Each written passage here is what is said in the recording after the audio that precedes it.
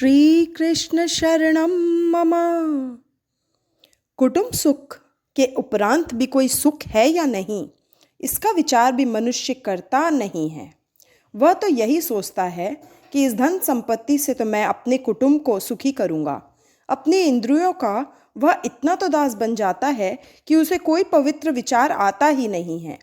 शरीर और इंद्रियों के सुख में वह ऐसा तो फंसा है कि शांति से विचार भी नहीं कर सकता कि सच्चा और श्रेष्ठ आनंद कौन सा है और कैसे मिल सकता है।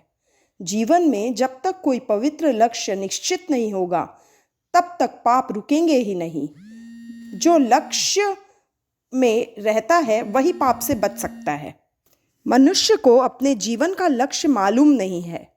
वह मंद बुद्धि करने योग्य काम तो करता ही नहीं है। जगत में अन्न विक्रय होने लगा है। जगत में पाप बहुत बढ़ गया है। इसी से धरती माता ने अन्न को अपने पेट में समेट लिया है। अन्न विक्रय पाप है। ज्ञान का भी विक्रय होने लगा है। ज्ञान का विक्रय मत करो। ब्राह्मण को चाहिए कि वह निष्काम भाव से जगत को ज्ञान का दान करे। अन्न दान से भी ज्ञान दान श्रेष्ठ है, कारण ज्ञान से सदा शांति मिलती है। जब से अन्न और ज्ञान का विक्रय होने लगा है, तब से पवित्रता नष्ट हो गई है और पाप बढ़ रहा है। मनुष्य की भावना जब से बिगड़ी है, तब से विश्व में उसका जीवन भी विकृत हो गया है। संसार में मुझे कहीं भी शांति नजर नहीं आई। इस प्रकार कलयुग के दोष देखता हुआ घूमता फिरता मैं वृंदावन में आया। वहाँ एक कौतुक देखा। एक युवती को देखा। उसके पास दो पुरुष मूर्छा में पड़े हुए थे। वह स्त्री चारों ओर देख रही थी। उसी स्त्री ने मुझे नारद जी को बुलाया, अतः मैं उसके पास गया। साधु पुरुष किसी स्त्री के पास नहीं जाते हैं, अतः नारद जी बिना बुलाए उस स्त्री के पास नहीं गए। इस युवती ने मुझसे कहा कि ठहरो, क्षणम तिष्ठ। दूसरों के काम सिद्ध करोगे तो तुम साधु बनोगे। सुवर्ण से भी अधिक मूल्यवान समय को माने वह साधु है। जिसे समय की कोई कीमत नहीं है, वह अंतकाल में खूब पछताता है। किसी का एक भी क्षण नहीं बिगड़ना चाहिए। अतः जब एक क्षण ठहरने के लिए कहा गया, तो मैंने उस युवती से पूछा कि देवी जी आप कौन हैं? उस युवती ने मुझसे कहा कि मेरा नाम भक्ति है। ये ज्ञान और वैराग्य मेरे पुत्र हैं। ये सब वृद्ध हो गए हैं। मेरा जन्म तो द्रविड़ देश में हुआ है। महान आचार्य दक्षिण भारत में प्रकट हुए थे।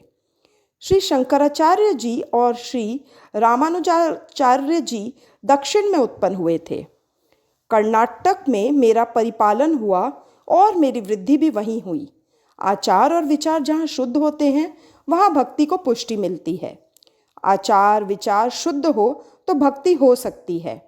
विचारों के साथ साथ आचार भी शुद्ध होना ही चाहिए। कर्नाटक में आज भी आचार की शुद्धि देखने में आती है। भगवान व्यास जी को कर्नाटक के प्रति कोई पक्षपात नहीं था। श्री कृष्ण शरणम मम। परंतु जो सच था उसी का उन्होंने वर्णन किया है। अब भी कर्नाटक में लोग निर्जला एकादशी करते हैं। एकादशी का अर्थ दिवाली नहीं है। मेरी एक एक करके सभी इंद्रियां भगवान को अर्पण करनी है, ऐसी भावना से एकादशी का व्रत रखो। महाराष्ट्र में किसी किसी स्थान पर मेरा सम्मान हुआ। महाराष्ट्र में कहीं कहीं भक्ति को सम्मान मिला है। पंढरपुर जैसे स्थल पर भक्ति का दर्शन होता है। गुजरात में तो मैं जीर्ण हो गई हूँ। गुर्जरे जीर्णताम गता। गुजरात में मैं अपने दोनों पुत्रों के साथ वृद्ध हुई। धन का दास प्रभु का दास नहीं हो सकता। गुजरात कांचन का लोभी हो गया है, अतः भक्ति छिन छिन हो गई है। भक्ति के प्रधान अंग नव है। इनमें प्रथम है श्रवण। केवल कथा सुन लेने से भक्ति पूरी नहीं होती है। जो सुना है उसका मनन करो। मनन करके जितना जीवन में उतारा हो, उतना ही भागवत श्रवण सार्थक हुआ कहा जाएगा। कथा सुनने से पाप जलते हैं, परंतु मनन करके जीवन में उतारने से तो मुक्ति मिलती है। श्रवण भक्ति छिन्न भिन्न हो रही है, क्योंकि मनन नहीं रहा है। मनन नहीं करने से श्रवण नहीं होता। मनन के अभाव में श्रवण भक्ति क्षीर्ण होती जा रही है। कीर्तन भक्ति भी नहीं रही है, क्योंकि कीर्तन में भी कीर्तन और कंचन का लोभ आ गया है और तभी से कीर्तन भक्ति भ्रष्ट हो गई है। ज्ञानी पुरुषों को अपमान से भी सम्मान अधिक बुरा लगता है। धन के लोभ की अपेक्षा कीर्ति का मोह छूटना बड़ा कठिन है। कीर्ति का मोह तो ज्ञानी को भी सताता है। मैं अपने मन को समझाता हूँ, जब तक तुम अपने मन को स्वयं न समझाओगे तब तक वह मानेगा ही नहीं। कथा कीर्तन में जगत अनायास ही विस्मृत हो जाता है। कथा में जब बैठे हो तो संसार व्यवहार के विचारों को मन से निकाल दो। मैं अपने श्री कृष्ण के चरणों में बैठा हूँ, ऐसी भावना रखो। कीर्तन भक्ति निष्काम होनी चाहिए। संत तुलसीदास ने कहा है कि स्वांतः सुखाय, मैं अपने सुख के लिए कथा करता हूँ। दूसरों को क्या सुख मिलता है इसकी मुझे कोई खबर नहीं है। मेरे मन को आनंद मिले इसलिए मैं कथा करता हूँ। वंदन भक्ति अभिमान के कारण चली गई। अभिमान बढ़ते ही वंदन भक्ति का नाश हुआ।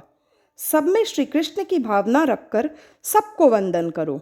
वंदन करने से विरोध नष्ट होता है। भक्त नरसिंह ने भक्त का लक्षण बताते हुए कहा है कि सकल लोक में सबको वंदे, वही सच्चा वैष्णव है। जो वंदन करता है वही वैष्णव है, और जो वंदन कराना चाहता है वो वैष्णव नहीं है। मन के भीतर जब तक अहम भाव रहेगा तब तक भक्ति की वृद्धि नहीं होगी। आजकल तो लोग देह की बहुत पूजा करते हैं। श्री ठाकुर जी की सेवा के लिए, पूजा के लिए अब उनको समय नहीं मिलता। देह पूजा बढ़ी कि देव पूजा गई। श्री कृष्ण शरणम मम। लोगों ने भांति भांति के साबुन बनाए हैं। चाहे जितना साबुन मलो, किंतु देह का जो रंग है वही रहेगा। परमात्मा ने जो रंग दिया है वही सच्चा रंग है और वही ठीक भी है। मनुष्य बहुत विलासी हो गया है। इस कारण से अर्चन भक्ति का ह्रास हुआ। शरीर को लोग बहुत सजाने संवारने में लगे हैं, तभी से अर्चन भक्ति चली गई। अतः जीवन सादा रखो। इसी प्रकार भक्ति के एक अंग का विनाश हुआ है, अर्थात जीव ईश्वर से विभक्त हुआ, जुदा हुआ है। श्री ठाकुर जी से विमुख हुआ है। बुद्धि का जब बहुत अतिरेक होता है तो भक्ति का विनाश होता है। भक्ति छिन्न छिन्न हुई तो जीवन भी विभक्त हो गया। भक्ति के दो बालक हैं, ज्ञान और वैराग्य। भक्ति का आदर ज्ञान और वैराग्य के साथ करो। ज्ञान और वैराग्य मूर्छित होते हैं तो भक्ति भी रोती है। कलयुग में ज्ञान और वैराग्य क्षीण होते हैं, बढ़ते नहीं हैं। जब से पुस्तकों में आकर समा गया है तब से जीवन चला गया। नारद जी कहते हैं कि ज्ञान और वैराग्य को मूर्छा क्यों आई है यह मैं जानता हूँ। इस कलिकाल में जगत में अधर्म बहुत बढ़ गया है, इसी से इनको मूर्छा आई है। इस वृंदावन की प्रेम भूमि में तुमको पुष्टि मिली है। कलयुग में ज्ञान और वैराग्य की उपेक्षा होती है, अतः वे निरुत्साहित होकर वृद्ध और जीर्ण हो गए हैं। ज्ञान और वैराग्य के साथ मैं भक्ति को जागृत करूँगा। ज्ञान वैराग्य के साथ मैं भक्ति का प्रचार करूँगा। नारद जी ने ज्ञान वैराग्य को जगाने के लिए अनेक प्रयत्न किए, परंतु कुछ बना नहीं है। वेदों के अनेक पारायण किए तो भी ज्ञान वैराग्य की मूर्छा गई नहीं। कुछ थोड़ा सा विचार करेंगे तो यह ध्यान में आ जाएगा कि ऐसी कथा तो प्रत्येक घर में होती है। अपना यह हृदय ही वृंदावन है। इस हृदय के वृंदावन में कभी कभी वैराग्य जागृत होता है, परंतु वह जागृति स्थिर स्थायी नहीं रहती है। उपनिषदों और वेदों के पठन से अपने हृदय में क्वचित ज्ञान और वैराग्य जागता है, परंतु फिर से वे मूर्छित हो जाते हैं। वेद के पारायण से वैराग्य तो आता है, परंतु वह स्थायी नहीं रहता। स्मशान भूमि में जब चिता जल रही होती है तो उसे देखकर कई व्यक्तियों को वैराग्य हो जाता है, परंतु वह वैराग्य टिकाऊ नहीं होता। काम सुख को भोग लेने के बाद भी बहुतों को वैराग्य आता है।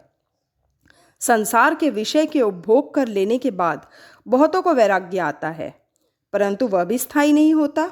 विषय भोग के बाद अरुचि तो होती है, परंतु वह अरुचि विवेक और वैराग्य से रहित होने के कारण टिकती नहीं है। ज्ञान, वैराग्य और भक्ति आदि सब कुछ वेदों से ही उत्पन्न हुए हैं, परंतु वेदों की भाषा गूढ़ होने के कारण सामान्य मनुष्य की समझ में कुछ नहीं आता। कलयुग में तो श्री कृष्ण कथा और श्री कृष्ण कीर्तन से ही ज्ञान और वैराग्य जागृत होते हैं। श्री कृष्ण शरणम मम। नारद जी चिंता में फंसे हैं कि ज्ञान और वैराग्य की मूर्छा उतरती नहीं है। उसी समय आकाशवाणी हुई कि तुम्हारा प्रयत्न उत्तम है। ज्ञान वैराग्य के साथ भक्ति का प्रचार करने के लिए आप कुछ सत्कर्म कीजिए। नारद जी ने पूछा कि मैं क्या सत्कर्म करूं?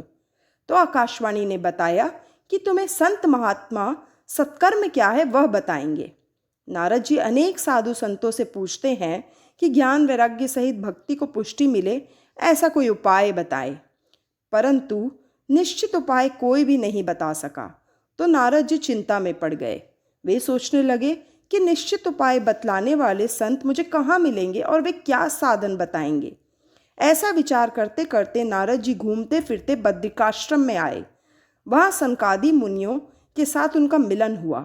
नारद जी ने सनत कुमारों को यह कथा सुनाई। नारद जी कहते हैं कि मैंने जिस देश में जन्म लिया है उसी देश के लिए यदि उपयोगी न बन सकूं तो मेरा जीवन वृथा है। आप बताएं कि मैं क्या सत्कर्म करूं। सनकादि मुनि कहते हैं कि देश के दुख से तुम दुखी हो, तुम्हारी भावना दिव्य है, भक्ति का प्रचार करने की तुम्हारी इच्छा है। आप भागवत ज्ञान मार्ग का पारायण कीजिए, तुम्हारी इच्छा पूर्ण होगी। तुम भागवत ज्ञान यज्ञ करो और भागवत का प्रचार करो, इसी से लोगों का कल्याण होगा। इस कथा से ज्ञान और वैराग्य की जागृति होगी। श्री भागवत की कथा ज्ञान, भक्ति और वैराग्य को बढ़ाने वाली है। वेदों का पारायण करना अच्छा है, उससे आपकी इच्छा पूर्ण होगी, परंतु वेदों के अर्थ जल्दी समझ में नहीं आ सकते। इसलिए सर्व वेदों के सार रूप इस भागवत का ज्ञान यज्ञ करो।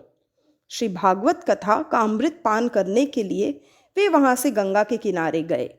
शुद्ध भूमि में सात्विक भाव जागते हैं। भूमि का प्रभाव सूक्ष्म रीति से मन पर अवश्य पड़ता है। भोग भूमि भक्ति में बाधक है। श्री गंगा जी का तट ज्ञान भूमि है, अतः आज्ञा की कि गंगा किनारे चलो। श्री नारद जी सनत कुमारों के साथ आनंद वन में आए हैं। सनत कुमार श्री व्यास आश्रम में आए हैं। नारद जी हाथ जोड़े बैठे हैं। वहाँ ऋषि मुनि भी श्री भागवत कथा का पान करने आए हैं। जो नहीं आए थे उन सभी के घर भृगु ऋषि जाते हैं और विनीत भाव से वंदन करके उनको कथा में ले आते हैं। सत्कर्म से दूसरों को प्रेरणा दे, उसे भी पुण्य मिलता है। कथा के आरंभ में भगवान का जय जयकार करते हैं और हरे नमः का शुद्धोच्चार करते हैं। यह हरे नमः महामंत्र है। सारी वृत्तियों को छोड़कर मनुष्य ध्यान में बैठता है। वहाँ भी माया विघ्न करती है। अनादिकाल से मनुष्य का माया के साथ युद्ध होता आया है। जीव ईश्वर के पास जाता है तो माया को यह अप्रिय लगता है। जीव सब प्रकार के मोह छोड़कर प्रभु के पास जाए वो माया को प्रिय नहीं लगता है। माया का कोई एक रूप नहीं है। ईश्वर जिस प्रकार व्यापक है वैसे ही माया भी व्यापक जैसी है। जीव और ईश्वर के मिलन में विघ्न करती है।